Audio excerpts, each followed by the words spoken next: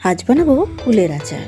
তাহলে প্রথমেই আমি গ্যাসে কড়াই বসিয়ে কড়াইটা গরম করে তাতে খানিকটা সর্ষের তেল দিয়ে আর 2 চামচ 5 ফোড়ন, 3টে শুকনো লঙ্কা ফোড়নে দিলাম। ফোড়নটা হয়ে গেলে তারপর আমি 500 গ্রাম কুল আগে ভালো করে ভেজে নেব। আর কুলটা ভালো করে ধুয়ে রোদে শুকিয়ে নেওয়া আছে। দিয়ে পরিমাণ মতো নুন দিয়ে দিলাম। দিয়ে এবার আমি গুড় দিয়ে করছি আচারটা।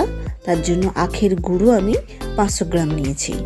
নিয়ে গ্যাসের ফ্লেমটা কমিয়ে দেব। দিয়ে গুড়টা নাড়াচাড়া করতে করতে দেখুন গুড়টা ঠিক এরকম গলে রস হয়ে যাবে। তারপরেই কুলের মুখগুলো এরকমভাবে ফেটে গেছে, কুলগুলো সেদ্ধ হতে হতে। আর কুলের বোটাগুলো ছাড়িয়ে দিলে কুল নিজে থেকেই সব ফেটে যাবে।